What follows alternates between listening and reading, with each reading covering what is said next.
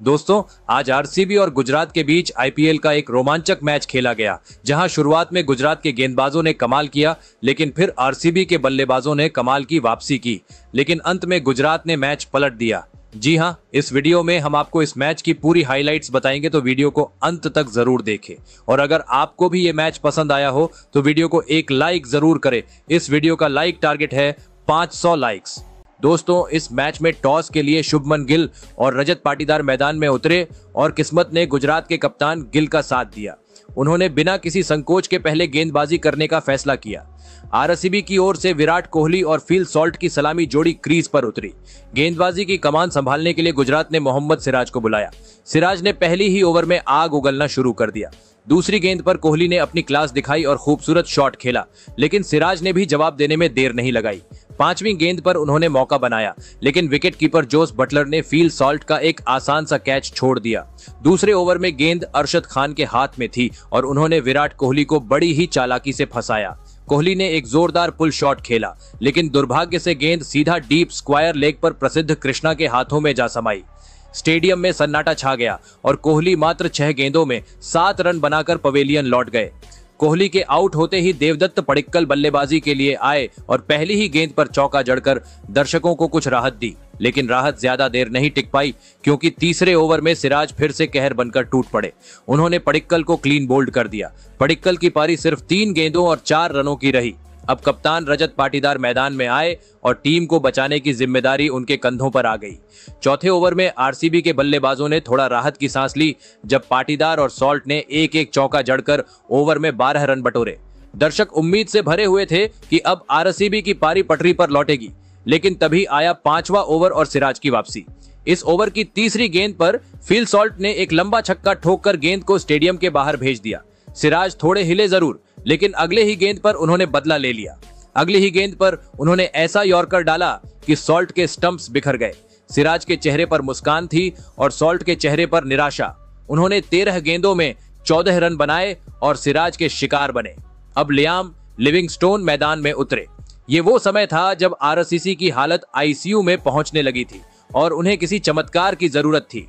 गुजरात के गेंदबाज पिच का भरपूर फायदा उठा रहे थे और आरसीबी के बल्लेबाजों के लिए यह मुकाबला किसी पहाड़ चढ़ने जैसा लग रहा था। बेंगलुरु की इस पिच पर सीमर्स के लिए कुछ खास था और सिराज ने इसका भरपूर फायदा उठाते हुए अपनी पुरानी टीम आरसीबी को हिलाकर रख दिया। पावर प्ले के 6 ओवर खत्म होने के बाद आरसीबी का स्कोर था 38 रन पर 3 विकेट था। ऐसा लग रहा था कि बेंगलोर के बल्लेबाजों की रणनीति आया राम गया राम पर आधारित थी। फिर आया 7वां ओवर और गेंदबाजी की कमान संभाली अनुभवी ईशांत शर्मा ने। सामने थे रजत पाटीदार, जिनसे उम्मीद थी कि टीम को संभालेंगे, लेकिन ईशांत ने उनकी उम्मीदों को एलबीडब्ल्यू की मोहर लगाकर ड्रेसिंग रूम की ओर रवाना कर दिया। 12 गेंदों में 12 रन बनाकर पाटीदार वापस लौटे और आरसीबी के फैंस के चेहरे ऐसे हो गए जैसे वाईफाई का नेटवर्क कमजोर हो गया हो। अब मैदान पर आए नए बल्लेबाज जीतेश शर्मा। दबाव था, 4 विकेट 42 रन पर गिर चुके थे और टीम को स्थिरता की जरूरत थी, लेकिन जीतेश अलग ही मूड में आए थे।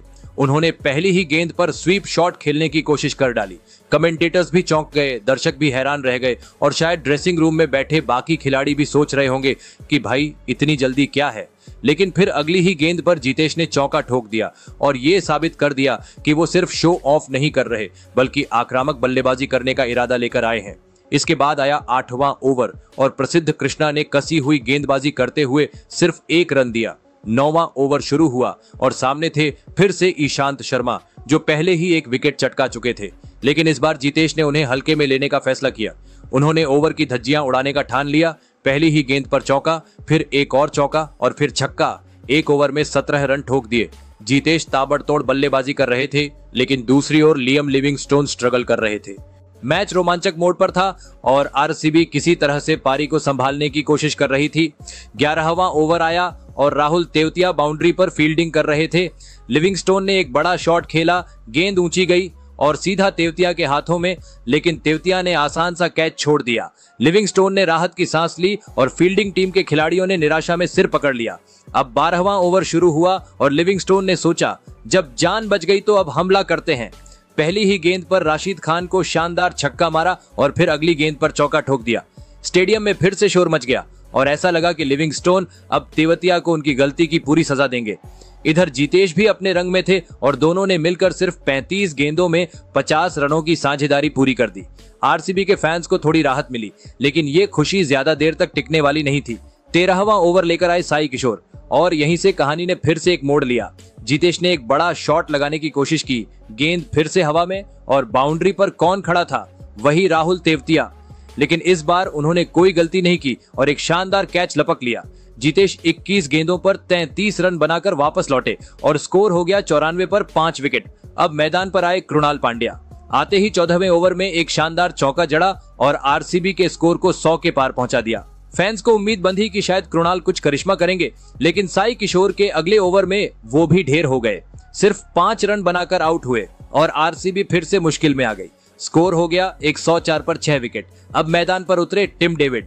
16वें ओवर की शुरुआत हुई और सामने थे राशिद खान, जो आमतौर पर बल्लेबाजों के लिए सिर दर्द साबित होते हैं, लेकिन इस बार मामला थोड़ा अलग था। लिविंगस्टोन और टिम डेविड ने राशिद की गूगली और लेग स्पिन को बेधड़क अंदाज में खेलना शुरू किया। ओवर की पहली ही गेंद पर चौका, फिर अगली ही गेंद पर गगनचुंबी छक्का। ऐसा लग रहा था जैसे राशिद के खिलाफ कोई मिशन चल रहा हो।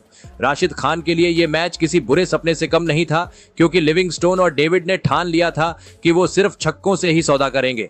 खासकर लिविंगस्टोन ने तो राशिद को ऐसा धोया कि गूगली भी उनकी बैटिंग के आगे छोटी पड़ गई। अब बारी थी 18वें ओवर की और राशिद फिर से गेंदबाजी करने आए। पहली गेंद सीधा स्टैंड्स में गई, दूसरी गेंद पर फिर से छक्का। दर्शक झूम उठे और राशिद के चेहरे पर शिकन साफ दिखने लगी, लेकिन लिविंगस्टोन यही नहीं रुके। ओवर की आखिरी 2 गेंदों पर भी लगातार 2 छक्के जड़ दिए। पूरा स्टेडियम गूंज उठा और आरसीबी के 150 रन पूरे हो गए। इस बीच लिविंगस्टोन ने महज 39 गेंदों में अपनी 50 पूरी कर ली। लेकिन जैसे ही आरसीबी के फैंस खुश होने लगे, अगले ओवर में मोहम्मद सिराज ने उनकी खुशी को ब्रेक लगा दिया। 19वें ओवर की दूसरी ही गेंद पर सिराज ने लिविंगस्टोन को चलता किया। ये सिराज का तीसरा विकेट था और गुजरात की टीम के लिए राहत की सांस लेने का मौका। लिविंगस्टोन ने 40 गेंदों में 54 रन बनाए, जिसमें सिर्फ 1 चौका था और 5 गगनचुंबी छक्के। अब आरसीबी की उम्मीदें टिम डेविड पर टिकी थीं और आखिरी ओवर में उन्होंने अपना दमखम दिखाया। प्रसिद्ध कृष्णा गेंदबाजी कर रहे थे और तीसरी गेंद पर डेविड ने चौका ठोक दिया। फिर एक शानदार 90 मीटर लंबा छक्का जड़ा, जिसे देखकर स्टेडियम में बैठे दर्शक उछल पड़े। फिर अगली गेंद पर एक और चौका लगाया। ऐसा लग रहा था कि टिम डेविड ने बैट की जगह कोई तोप पकड़ रखी है, लेकिन प्रसिद्ध कृष्णा भी हार मानने वाले नहीं थे। उन्होंने आखिरी गेंद पर एक बेहतरीन यॉर्कर डाली, जिससे टिम डेविड क्लीन बोल्ड हो गए। हालांकि तब तक वो 18 गेंदों में 32 रनों की तेज तर्रार पारी खेल चुके थे। इस तरह आरसीबी ने अपने 20 ओवरों में 8 विकेट खोकर 159 रन बनाए। 42 पर 4 विकेट गिरने के बाद जो वापसी हुई वो काबिल ए तारीफ थी। गुजरात की गेंदबाजी की बात करें तो सिराज सबसे घातक साबित हुए, जिन्होंने 4 ओवर में मात्र 19 रन देकर 3 विकेट झटके। साई किशोर ने भी 2 अहम विकेट चटकाए। 170 रनों के लक्ष्य का पीछा करने उतरी गुजरात टाइटंस की टीम के लिए ओपनिंग करने आए कप्तान शुभमन गिल और साई सुदर्शन। सामने थे आरसीबी के ढाकड़ गेंदबाज भुवनेश्वर कुमार और जोश हेजलवुड, जो रन लुटाने के मूड में बिल्कुल भी नहीं दिख रहे थे। शुरुआती 3 ओवर ऐसे गुजरे जैसे बैट्समैन क्रीज पर रन बनाने नहीं, ध्यान लगाने आए हों। स्कोरबोर्ड पर सिर्फ 15 रन टंगे थे और गेंदबाजों की कसी हुई लाइन लेंथ देख ऐसा लग रहा था कि गुजरात के बल्लेबाजों को रन बनाने के लिए पसीने ही नहीं बल्कि थोड़ा खून भी बहाना पड़ेगा।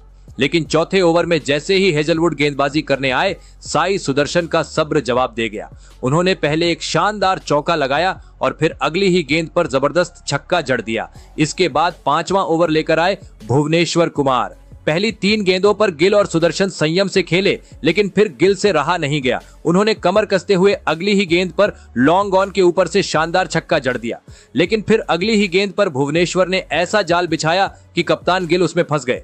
गिल ने थोड़ी सी जगह बनाकर शॉट खेलने की कोशिश की, लेकिन गेंद हवा में गई और लिविंगस्टोन ने अपने सटीक हाथों से कोई गलती नहीं की। गुजरात के कप्तान का सफर 14 गेंदों में 14 रनों पर ही खत्म हो गया। गिल के आउट होने के बाद मैदान पर उतरे जोस बटलर। पावर प्ले के 6 ओवर खत्म होने के बाद गुजरात टाइटंस का स्कोर 42 रन पर 1 विकेट था। शुरुआत में जोस बटलर जरा संयम से खेल रहे थे, मानो पिच पर मेडिटेशन कर रहे हों। लेकिन दूसरी ओर साई सुदर्शन ने ठान लिया था कि वो हर ओवर में कम से कम 1 बाउंड्री तो जड़कर ही दम लेंगे। जैसे ही 7वां ओवर शुरू हुआ, गुजरात ने अपना अर्धशतक पूरा कर लिया। बटलर भी इस धीमे खेल से ऊब गए और फिर जो हुआ वो आरसीबी की टीम के लिए किसी बुरे सपने से कम नहीं था। 9वें ओवर में इंपैक्ट प्लेयर रसिक सलाम गेंदबाजी करने आए और बटलर ने उन्हें ऐसा धोया कि गेंद को भी अपनी किस्मत पर तरस आने लगा। इस ओवर में बटलर ने 2 गगनचुंबी छक्के और एक शानदार चौका जड़ते हुए कुल 18 रन लूट लिए। मैदान पर मौजूद गुजरात के फैंस का जोश 7वें आसमान पर था। अब तक सुदर्शन और बटलर के बीच एक जबरदस्त तालमेल बन चुका था।